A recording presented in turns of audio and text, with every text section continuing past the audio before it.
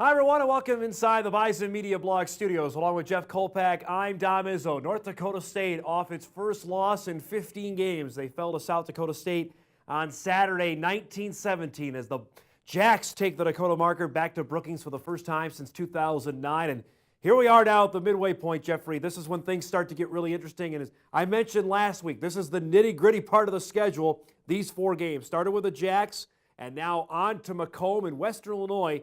It used to be a layup many, many moons ago. It is not that way anymore with WIU. Many moons ago? I thought maybe 3 months ago it would have been a layup with a new coach and a new staff coming in. No, we don't really know Western Illinois. Nope. They get blown out by South Dakota State. They beat NIU, an FBS team. Granted, not the greatest MAC team in the world right now. Perennial good program, but I'm not sure what's going on. Good quarterback, young quarterback. It's in Macomb. It's a night game. So you have all these factors that play into it, and you're right. This is a big stretch. Let's talk about first, we'll go back to what happened Saturday with the Bison offense that just went flat in the second half, and you detailed in our post-game show. One of the reasons possibly why was that Bruce Anderson was not available, and according to head coach Chris Kleiman, he's highly doubtful for this week. I think he's going to be a multiple-week injury here that Anderson re-injured the ankle that was bugging him. It happened on this play in the third quarter as he was rushing here. You can't really tell from this angle, but it appears one of the South Dakota State players grabbed his ankle and turned it the other way. Chris Kleiman, when you asked him today if this was a cheap play, he said you can make your own determination. I'll keep it to myself. Right. You can't say for sure if it was. It wasn't like something where it was out of bounds when a guy shoves you into the corner mat or something. It was in the play. It was during the heat of battle.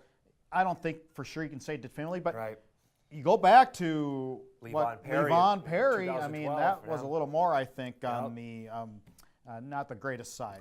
It just adds another little blood in the water of these two teams. But that also brings up the question. Now, Anderson's so dynamic, and he hasn't really we've seen flashes of it, Jeff. We saw it at Missouri State. We saw it a little bit at Iowa.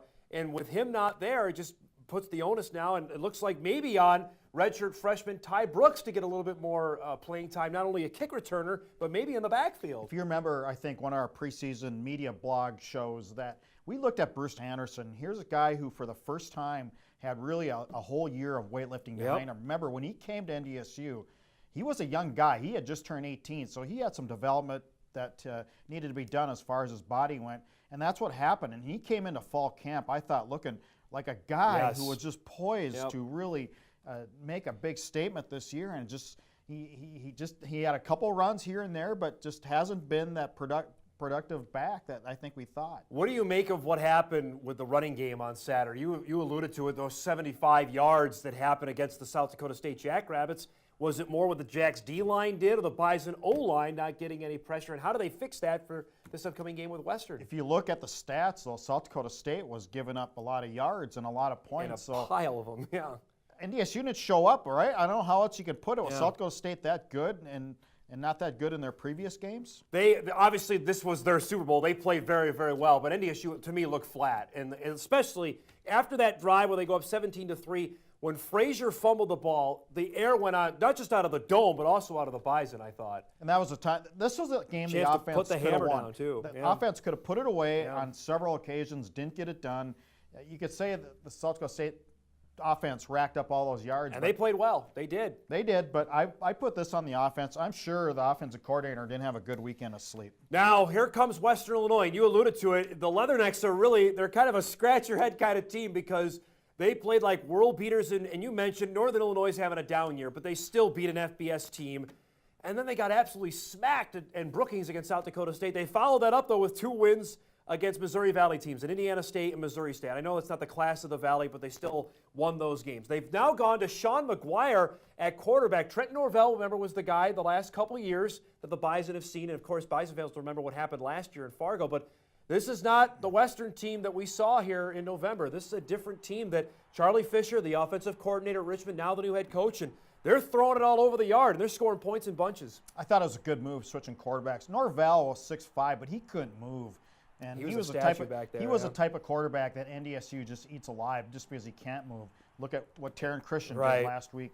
So with Sean McGuire, you got a guy who's 6'3", 220, and a little more of a dual threat, I think, is what Chris Kleiman said. And you got that guy, Lance Lenore, who's been around for a couple years. Remember, Jeff, he got behind the Bison secondary in that game in Macomb in 2014 that, by all rights, Western should have won that game 2 years ago. And that was a Carson Wentz-led team, and you can talk all you want about Carson. It took a halfback pass from John Crockett by Johnny Crockett, the rocket arm, before the Bison could pull out that game.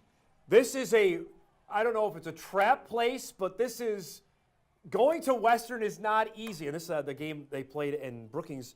But it's a night game. B, we don't know what kind of crowd it's going to be. And C, it's a hard place to get to. It makes for a really weird element, I think, that's going to happen on Saturday night. The Bison, I believe, are staying an hour and 45 minutes away, so they'll have to bus 145, which you get not a big deal. You get to the stadium, the walk from the locker room to the stadium is about a half a mile, it seems like. And at halftime, you got to run a 5K to get back into the halftime locker room.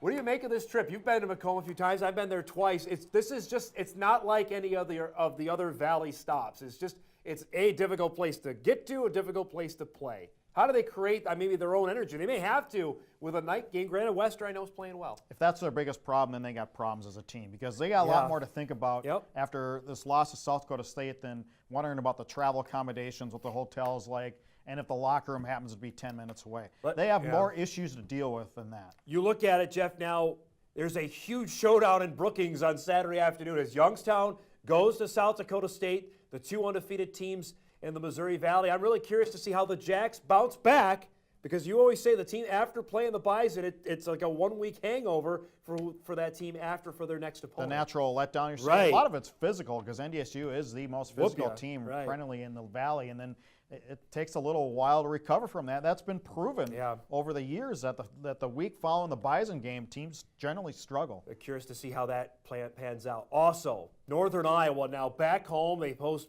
Missouri State coming up on Saturday. The Panthers lost on the road at Youngstown State Saturday night, so now they're 2-4. In my mind, I don't think they've left themselves any wiggle room. They've got to run the table, I think, to make the FCS playoffs. Unquestionably, they have to run the table to make the playoffs. But they have the schedule. Can they do it, though?